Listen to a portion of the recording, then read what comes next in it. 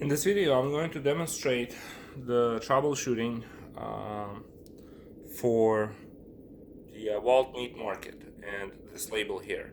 So first of all, you cannot use a variable price barcode parser with this particular barcode because let's look at it. So the total price on this barcode is 0.80 cents, right? So 80 cents, and the total weight is 0.4. 0 and 0.40 is what you see towards the end of the barcode. It's not the 80. So this right here is weight embedded barcode, not price embedded. To start off with, you would have to use an app called Weight Embedded Barcode Parser.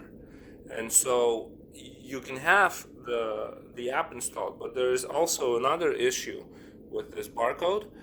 It's too long. About 1 digit too long. You can see there in the background I have a scale called Detecto, and it's also configured to print weight embedded barcodes. And so I'm just going to demonstrate what a shorter label looks like. 5.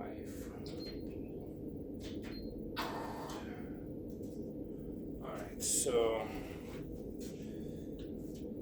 this is what a shorter label looks like.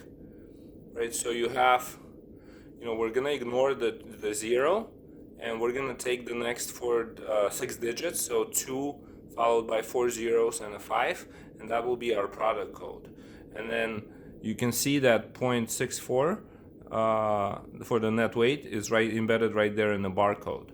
And so if you compare this barcode versus this barcode, you can see that yours is longer and it's structured a little bit different, right? So, and because it's longer and structured a little bit different, our app is not recognizing it.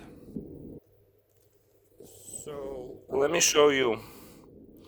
I'm gonna go to the inventory app, and here I've created this item, chicken gizzard. So this is based on, this label here. And I've taken the first 6 digits to be the product code, 2 followed by 4 zeros and a 2 again. Okay, so that makes it 6 digits. I've made the item per unit. You can see that there, right? The item is per unit, and the price has to match what you're showing on the label, right? $1.99 per pound, and the unit has to be LB. So that's how I set it up, and it's not gonna read it because this barcode that you have is too long for us. And so let me just kind of demonstrate this here. All right, so it goes to add item screen and it doesn't work. But what I'd like to do now is demonstrate how it actually would work if your item was okay. So let's imagine for a minute.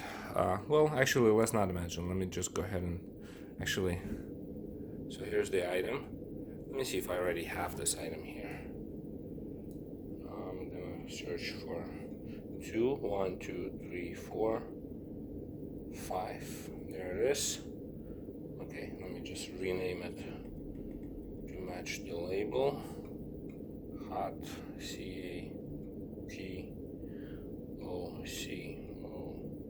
CATOCOLLO. Alright. Oh, price per pound is wrong. Hold on. Price per pound is $12.99.